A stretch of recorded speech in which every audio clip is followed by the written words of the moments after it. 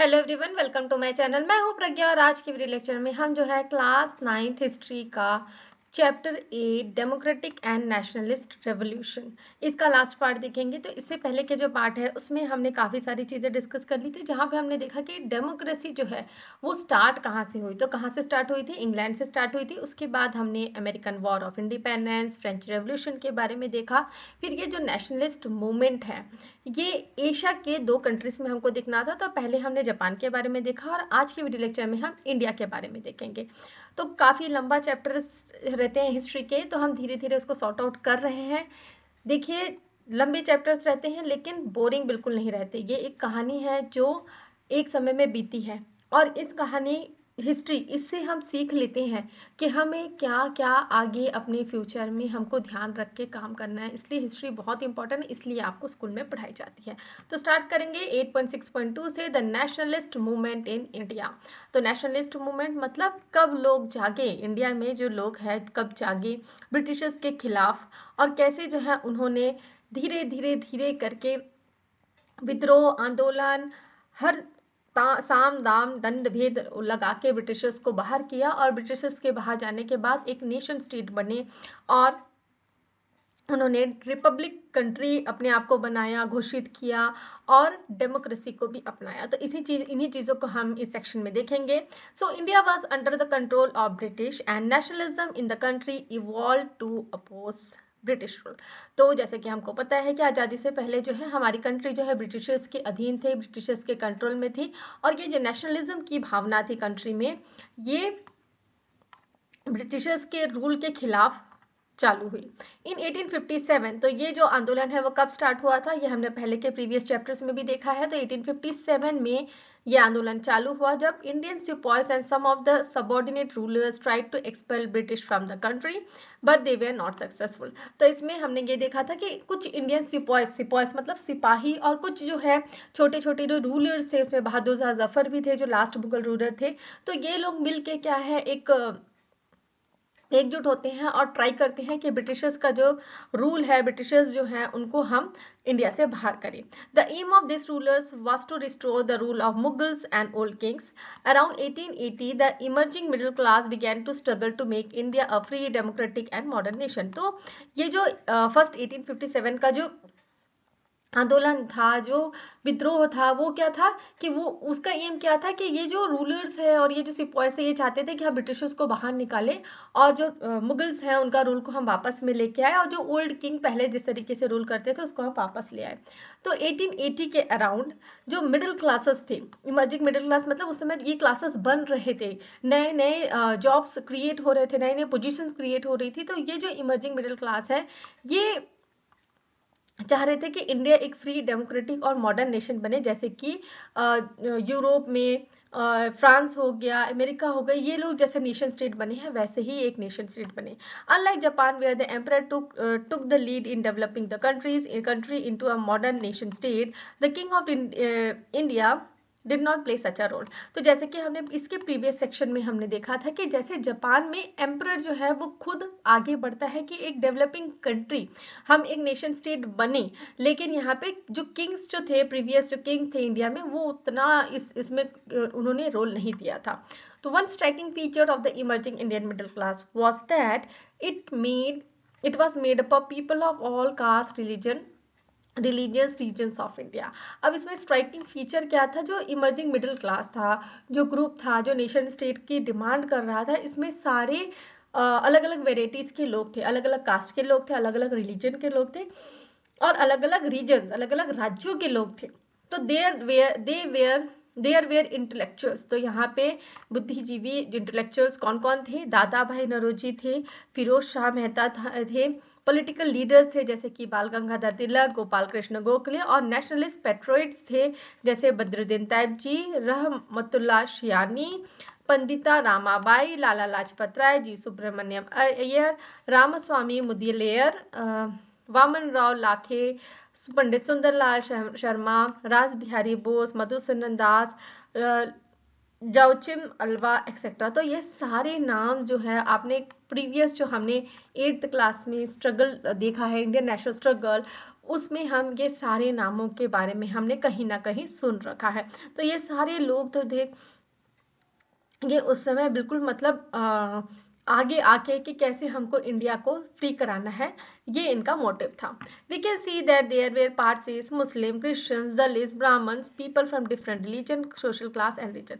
तो इसमें हम देख सकते हैं, नाम से ही हम पता कर सकते हैं, जैसे कुछ महाराष्ट्र नेम है, कुछ मुस्लिम्स लोग भी है, क्रिश्चियंस लोग भी है, दलित लोग भी है, ब्राह्मण। दलित में जैसे बी.आर. अम्बेडकर को अब देख लेंगे, लोअर कास्ट से थे, उन्होंने अपने कास्टिज्म को हटाने के लिए काफी रोल प्ले किया। ब्राह्मण्स भी थे, तो अलग अलग सोसाइटी के यहाँ पे लोग थे। Several British men and women living in India, AU whom Annie Besant also contributed to India's political evolution। और कुछ जो ब्रिटिशर्स मैन और वुमेन यहाँ रहते थे, उनको भी यही लगा कि जो ब्रिटिशर्स इंडियन के साथ कर रहे हैं वो गलत है, तो उन्होंने भी आगे बढ़ के इंडियंस की हेल्प करना चाहा। तो उसमें कौन कौन थे, जैसे AU whom एनी बेसेंट। तो ये लोग जो है वो चाहते थे कि इंडिया में एक पॉलिटिकल एवोल्यूशन आए, changes आए। One other striking feature of the middle class was that most of its members have been educated in English education system, so they were aware of and familiar with the democratic and nationalist idea that were spreading across Europe। तो सबसे striking feature, एक other striking feature हम इस middle class people का देखें तो इनके जो मेंबर्स थे वो क्या थे, एडुकेटेड थे, उनको इंग्लिश पढ़ना और लिखना आता था। तो जो इंग्लिश एडुकेशन सिस्टम था वो उसको जानते थे, इंग्लिश उनको आती थी, इसलिए वो जानते थे, फैमिलियर थे कि जो बाहर के देशों में क्या हो रहा है, जो डेमोक्रेटिक आइडियाज जो पूरे विश्व में फैला है, जो नेशनलिस्ट आइडियाज जो विश्व में फैला हुआ है, वो क्या चीज़ें थी, वो क्या था, उनके बारे में वो जानते थे। They believe that if India wanted to develop into a modern and developed nation, it should first discard the traditional feudal path and embrace the path of democracy, science and industrialization।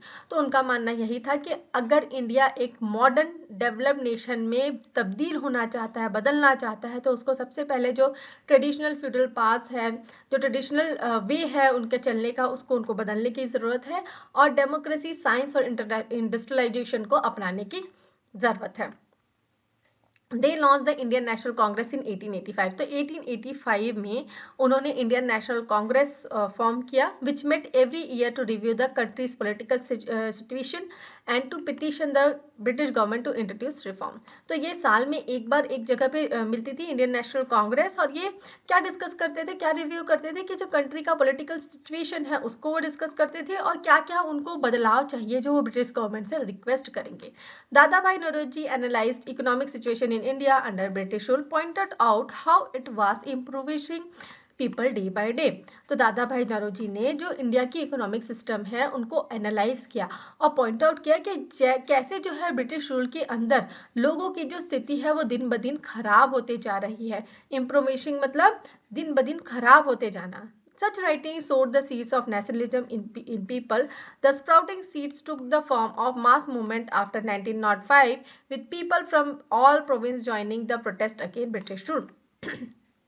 अब लिखना भी चालू किया इन्होंने, तो लिखा जब ये सब पॉइंट आउट किया तो फिर अब लोगों के मन में आ गया एक मतलब स्प्राउटिंग सीड्स, मतलब लोगों के मन में आ गया कि नहीं ब्रिटिश मूवमेंट को तो ख़त्म करना है। तो इसलिए एक मास मूवमेंट स्टार्ट हुआ 1905 के बाद में, जहाँ पे लोग सारे प्रोविंस से जो लोग हैं, अलग अलग प्रांत से जो लोग हैं वो एकजुट हुए ब्रिटिशर्स के रूल को प्रोटेस्ट करने के लिए। There were also underground revolutionary groups who felt that a violent arm rebellion was only way of freeing the country from British rule. तो अब कुछ तो यहाँ पे ये था कि ये लिख के ब्रिटिशर्स को समझा के मनाना चाहते थे, लेकिन कुछ रेवोल्यूशनरी ग्रुप्स था जैसे कि जो सुभाष चंद्र बोस के अंदर में, तो वहाँ पे क्या था कि वो उनका ये था कि भाई हमको भाई एक आर्मी बनानी है, लड़ाई लड़नी है, उसके बाद ही हम अपनी कंट्री को जो है ब्रिटिश रूल से आज़ाद कर पाएंगे।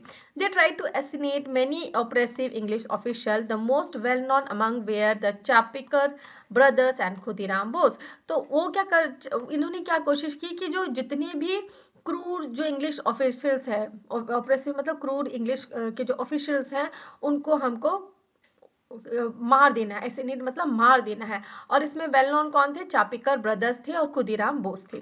The period from 1905 to 1920 was the age of लाल बाल पाल। तो ये 1905 से 1920 का तो एज था, इसे लाल बाल पाल क्यों कहा जाता है, क्योंकि इस समय ये तीन जो लोग थे वो बहुत ज़्यादा प्रचलन में थे, मीन्स ये जो बहुत एक्टिव थे, जैसे लाला लाजपत राय हो गया, बाल गंगाधर तिलक हो गया और Bipin Chandra Pal. Nationalist feelings and ideas spread and developed among youth under their leadership. तो इनके लीडरशिप में जो नेशनलिस्ट फीलिंग है, आइडिया है, वो लोगों के और जो यूथ है, मेमोनली जो यूथ है, उनके अंदर इन्होंने डाला। The peasants, laborers, Adivasi, Dalit, and women affected by the British policies also raised the banner of revolt. There were rebellions and movement by these groups in many places. तो जो भी किसान हैं, लेबरर्स हैं, आदिवासी है, दलित है, वुमेन्स है, जिनको भी जो भी मतलब प्रभावित था ब्रिटिश रूल से, वो सारे जो है आगे बढ़ के आए, उन्होंने रिवॉल्ट किया, आंदोलन किया ब्रिटिशर्स के खिलाफ में। तो बहुत सारे रिबिलियंस हुए, मूवमेंट्स हुए अलग अलग इंडिया के अलग अलग जगहों में। These groups were not just fighting against British rule but were strongly opposing the evils of Indian society। तो ये जो है सिर्फ और सिर्फ ब्रिटिश रूल के खिलाफ आंदोलन नहीं कर रहे थे, ये उन चीज़ों के बारे में भी बातें कर रहे थे, आंदोलन कर रहे थे जो ईवल्स थे, जो गलत गलत सोच थी हमारे इंडियन सोसाइटी के। जैसे कि बहुत सारी प्रथाएं थी, पहले सती प्रथा थी, अगर कोई महिला है जो विधवा हो जाती है तो उसे अपने पति के चिता के साथ चल जाना है, तो ये सती प्रथा थी। चाइल्ड मैरिज की प्रथाएं थी, जहाँ छोटे छोटे बच्चों की छोटी उम्र में ही शादी करा दी जाती थी। उसके बाद अनटचेबिलिटी एक बहुत बड़ा इवल था उस समय सोसाइटी में। तो अनटचेबिलिटी का मतलब क्या है, जो छोटे जाति के लोग हैं उनके हाथ से उनको देखना नहीं, उनके हाथ से कुछ लेना नहीं, उनको मंदिर में अलाउ नहीं करना, उसको पढ़ने के लिए स्कूल्स में अलाउ नहीं करना, ये बहुत सारी प्रथाएं थी जो ये इवल्स थे सोसाइटी में, इसको भी लोग खत्म करना चाहते थे। They want to put an end to the exploiting practices such as zamindari, bonded labor, etc. and the social discrimination against women, Dalit and others। तो इसमें साथ ही साथ में जो डिस्क्रिमिनेशन है, सोशल डिस्क्रिमिनेशन जो मैंने अभी आपको डिस्कस किया, जो वुमेन्स दलित के साथ में थी, और जो एक्सप्लॉइटिव प्रैक्टिसेस थी, जैसे जमींदार की जो एक्स्ट्रा टैक्सेस लेते थे और इवन जो बंधवा मजदूर बना के रख लेते थे लोगों को, तो ये सारी चीज़ों को ख़त्म करने के लिए भी बहुत सारे मूवमेंट्स हुए। Many movements were against the caste system and inequalities embedded in. तो बहुत सारे जो मूवमेंट्स थे वो कास्ट सिस्टम के ऊपर भी थे, और जो इनइक्वलिटीज़ जो है कास्ट सिस्टम मतलब जो छोटे कास्ट के लोग हैं उनको झेलना पड़ता था, उसके ऊपर भी थे। उसके बाद हमको देखना है role of Gandhi ji in freedom struggle. तो ये जो फ्रीडम स्ट्रगल था उसमें गांधी जी का रोल क्या था। Gandhiji returned to India in 1915 from South Africa, where he was leading a struggle against South African government for the rights of Indian community there। तो गांधी जी जो है इंडिया कब लौट के आए, 1915 में ये लौट के आए साउथ अफ्रीका से। और साउथ अफ्रीका में भी जो इंडियंस वहाँ रह रहे हैं उनके राइट्स के लिए जो है वहाँ पे लड़ाई लड़के आ चुके थे, मतलब वहाँ पे उन्होंने लड़ाई लड़ी, आंदोलन छेड़ा। उसके बाद जो है वहाँ पे काम समाप्त करके वो इंडिया 1915 में आ गए थे। He tried to link the nationalist movement in India with many other movements in the country so that peasants, Adivasis, laborers, women, Dalit would have a voice in freedom struggle। तो इसलिए उन्होंने क्या किया, उन्होंने क्या स्टार्ट किया, जो nationalist movement है और ये जो अदर जो मूवमेंट्स चल रहे थे जो कास्ट के खिलाफ में, वुमेन्स के खिलाफ में, तो ये सबको उन्होंने जोड़ने की कोशिश की, ताकि जो भी मतलब किसान है, आदिवासी से लेबर है, वुमेन्स है, दलित है, ये एकजुट होए और एक आवाज उठाए फ्रीडम स्ट्रगल के लिए। तो this social groups began to participate in mass movement in large number. तो ये जो सोशल ग्रुप है ये पार्टिसिपेट करने लगे कि जो मास मूवमेंट है उसके लिए। Gandhi ji also propagated the idea of swaraj और self rule in which there would be no social discrimination और inequality.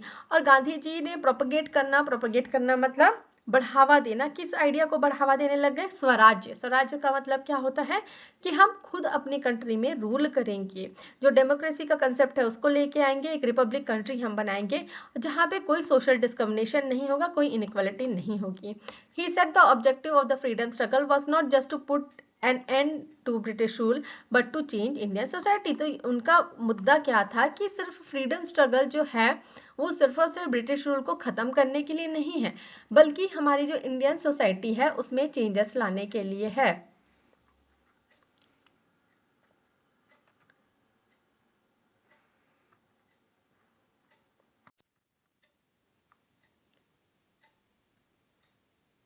He was not favor in of a violent revolution. He propagated a new type of protest called Satyagraha.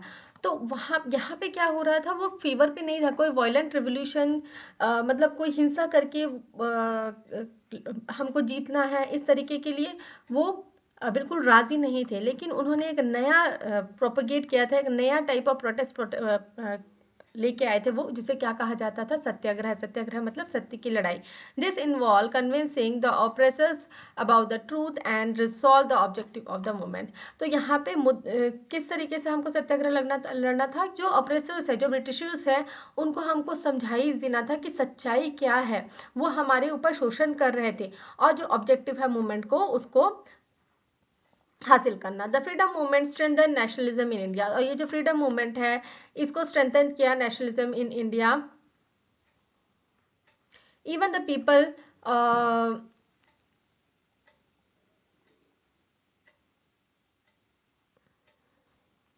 even the common people began seeing themselves as a part of Indian national, binding them to common destiny.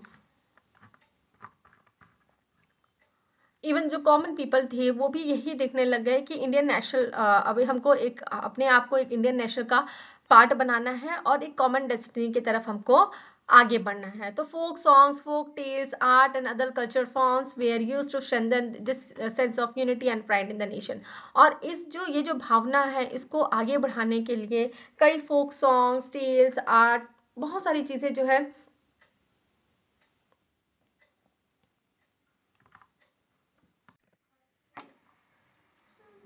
Despite all attempt of the British, this feeling of nationhood could not be suppressed.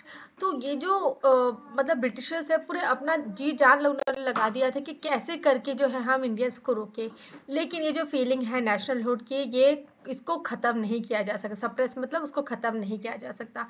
People we are not ready to accept any compromises और reform to continue living under British rule. They called for total Swaraj and launched the Quit India movement in 1942. तो लोग यहाँ पे ready नहीं थे, कोई भी compromise वो नहीं करना चाहते थे. वो किसी भी हाल में, किसी भी रिफॉर्म्स में, किसी भी कंडीशन में ब्रिटिश रूल के अंडर नहीं रहना चाहते थे. इसलिए उन्होंने टोटल स्वराज और क्विट इंडिया मूवमेंट लॉन्च किया 1942 में. They were people who were not happy with Gandhiji's leadership of national movement. They felt this movement was too slow. और कुछ लोग ऐसे भी थे जो गांधी जी के इस मूवमेंट से, इस लीडरशिप से बिल्कुल ना खुश थे. उनको ये लग रहा था ऐसे धीरे धीरे धीरे करके कहाँ क्या होने वाला है, कुछ नहीं होने वाला. They also felt that it did not clearly address issues like ending inequality in Indian society. और उनको ये भी लगता था कि ये जो मुद्दे ये उठा रहे हैं, ये जो तरीके ये अपना रहे हैं, इससे जो इनइक्वलिटी थी इंडियन सोसाइटी में वो कहीं ख़त्म नहीं होने वाली. Many of the young revolutionaries felt that an armed struggle was the only way to gain freedom from British. तो कई यंग रेवोल्यूशनरी थे जिनके खून गर्म थे. उनको ये लगता था कि भाई हमको तो लड़ाई लड़नी है, उसके बाद ही जो है ब्रिटिशर से हम आज़ादी पा पाएंगे. In the midst of all these different stands of thinking, country got its freedom in August 1947 after being divided into two nation, India and Pakistan. और इतनी खींचातानी के बाद, ये अलग अलग तरीके थिंकिंग के बाद में आखिरकार इंडिया को अगस्त 1947 में आज़ादी मिल गई. और लेकिन आज़ादी तो मिली, लेकिन इंडिया अब दो भाग में बट गया, इंडिया और Pakistan. The leader of the new nation form the constituent assembly discussing the drafting of new constitution for independent India. तो जो ये लीडर्स थे न्यू नेशन के, ये एक कॉन्स्टिट्यूंट असेंबली बनाना चाहते थे, एक नए कॉन्स्टिट्यूशन लिखना चाहते थे, और उस कॉन्स्टिट्यूशन के अकॉर्डिंगली हमारा कंट्री एक्ट करे, ये वो चाहते थे. इसलिए एक कमेटी बनाई गई, किसके अंडर, BR अम्बेडकर जी के अंदर. और 3 साल बाद 1950 में, जनवरी 1950 में फाइनली जो है हमारा खुद का लिखा हुआ कॉन्स्टिट्यूशन, जो पूरे विश्व का सबसे लंबा कॉन्स्टिट्यूशन है, वो फाइनलाइज हुआ. और इसलिए 26 जनवरी 1950 को ये कॉन्स्टिट्यूशन जो है वो आया. इसलिए 26 जनवरी 1950 को हम रिपब्लिक डे मनाते हैं, और 15 अगस्त को हम इंडिपेंडेंस डे मनाते हैं, जिस दिन हमको आज़ादी मिली. अब यहाँ पे एक पिक्चर दी गई है गांधी जी की, जो है दांडी मार्च के समय की. तो गांधी जी दिख रहे हैं, और उनके साथ जो सहयोगी है वो यहाँ पे दिख रहे हैं. The new constitution declare India as a democratic country. It's said that the state would work to ensure equality, freedom, justice to all and promote brotherhood among its citizens। तो ये नया कॉन्स्टिट्यूशन जो आया उसने इंडिया को एक democratic Republic बनाया और इसमें यही लिखा गया कि हर एक जो व्यक्ति है उसको इक्वालिटी मिलेगी, फ्रीडम मिलेगा, जस्टिस मिलेगा और ब्रदरहुड को वो प्रमोट करेंगे। The apex body of nation state would be parliament of the people representative elected by adult citizen aged about 21 years. अब वहाँ पे उस समय ये बातें की गई। तो इस नेशन स्टेट को कौन चलाएगा? तो पार्लियामेंट ऑफ पीपल होंगे। तो ये पीपल कौन होंगे? जो लोगों द्वारा चुनित होंगे। जो भी व्यक्ति है 21 साल से ऊपर का है वो वोट देगा और वो प्रतिनिधि चुनेगा और वो प्रतिनिधि हमारे देश को चलाएंगे। It would have authority to make laws and levy taxes and government would be answerable to it. और इसके पास ये जो पार्लियामेंट है इसके पास राइट्स होंगे कि वो लॉस बनाए, टैक्सेस बनाए, टैक्सेस लेके आए, कहाँ कहाँ पे टैक्सेस उनको लेने हैं, लेवी टैक्सेस मतलब, और गवर्नमेंट वुड बी, और गवर्नमेंट जो भी है वो उसको आंसरेबल होगी। The constitution also guaranteed various freedom rights to all citizen.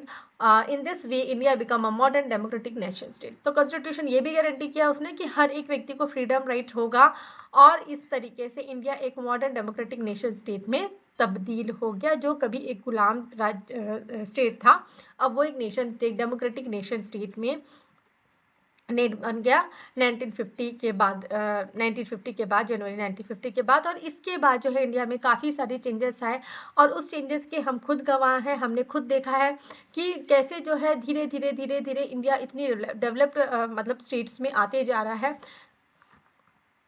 तो इतना था इस चैप्टर के लिए, चैप्टर 8 के लिए। तो मैं आशा करती हूँ कि आपको वीडियो लेक्चर समझ में आया। वीडियो लेक्चर समझ में आया तो वीडियो को लाइक शेयर करें, कमेंट करके बताएं कि वीडियो कैसा लगा। अगर मेरे चैनल के वीडियोस आपको पसंद आते हैं तो चैनल को सब्सक्राइब कर लीजिए, बेल नोटिफिकेशन को भी ऑन कर लीजिए ताकि जब भी मैं नए वीडियोस डालूँ तो आपको नोटिफिकेशन मिल सके। Thanks for watching.